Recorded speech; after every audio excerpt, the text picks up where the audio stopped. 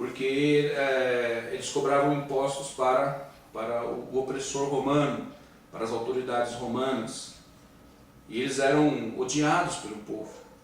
E é justamente essa classe de pessoas odiadas, pessoas desprezadas, que o Senhor Jesus coloca como um exemplo positivo dentro dessa parábola.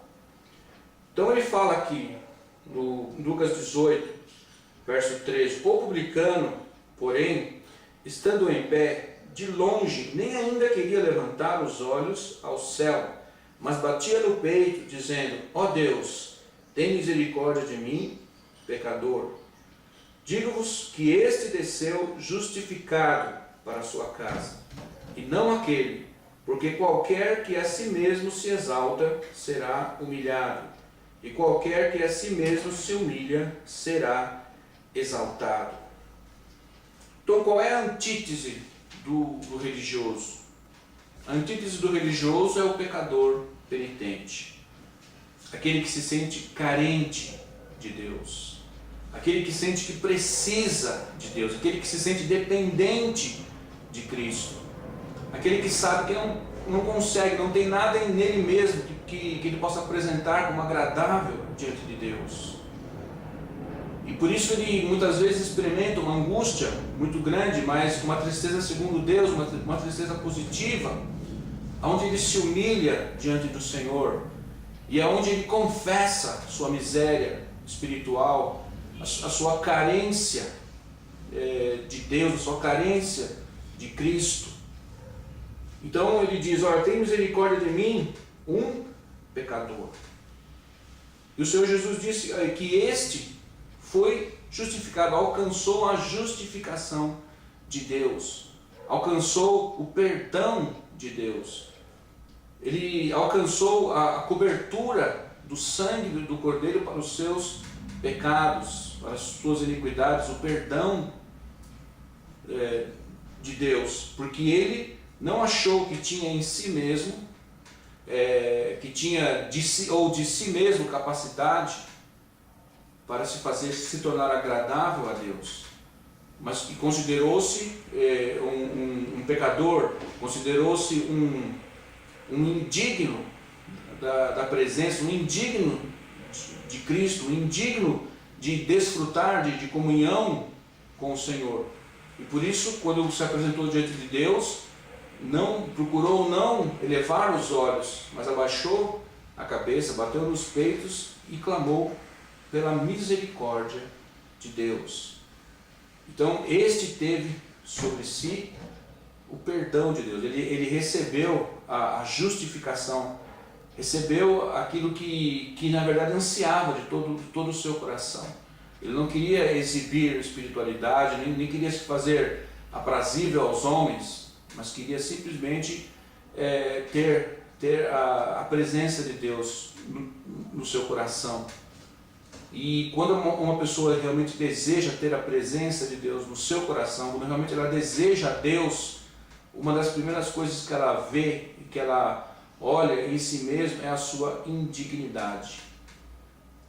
Assim como Isaías, nos primeiros 5 capítulos do livro do profeta Isaías, ele estava lá dizendo: ai desse, ai daquele outro, apontando o pecado da sociedade à sua volta, apontando as falhas, apontando o fracasso. Mas aí, quando no capítulo 6 ele contempla o trono de Deus, ele vê Deus assentado no seu trono, cercado de querubins, serafins, que diziam: santo, santo, santo é o Senhor Deus, toda a terra está cheia da sua glória, é o Senhor dos exércitos. A primeira coisa que ele fez foi olhar para si mesmo, dizer: ai de mim, que eu vou morrendo, vou perecendo, porque eu sou um homem de lábios impuros e habito no meio de um povo de impuros lábios. Eu não sou melhor do que ninguém. E eu vi o Senhor, o Rei, o Senhor dos exércitos, sentado no seu trono. Ele teve medo de morrer, porque percebeu que ele não tinha nada de si mesmo. Ele não era melhor do que aquelas pessoas para quem ele estava profetizando. E é justamente esse tipo de atitude que o Senhor espera de nós. que nós não nos sintamos melhor, ou melhores, ou superiores aos outros. A palavra de Deus diz que haverá um só rebanho e um só pastor. Todos nós somos irmãos. Não existe ninguém que seja superior ao outro. Não existe ninguém que seja mais amado ou pelo qual Deus tenha uma preferência a mais do que a outros. Porque assim como o pai e uma mãe amam os seus filhos de uma maneira igual, nem tem preferência nem por um nem por outro, assim também o Senhor Jesus não tem preferências por ninguém. Ele ama a todos igualmente. Está interessado em agir, em trabalhar na vida de todos igualmente.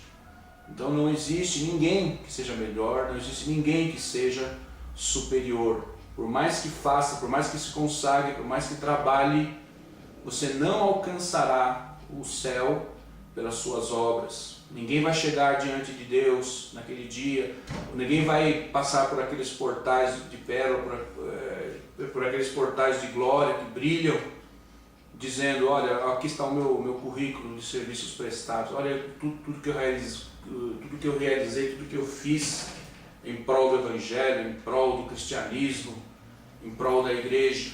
Isso não será aceito. O único elemento aceito pelo Pai para que possamos adentrar aos portões celestiais é único e exclusivamente o sangue do Cordeiro, que está cobrindo as nossas vidas. É ter as suas vestes lavadas no sangue de Jesus. É o nosso único passaporte para adentrarmos aos portões celestiais. Eu queria agradecer a você pela atenção e que Deus possa abençoar a sua vida grandemente. Amém.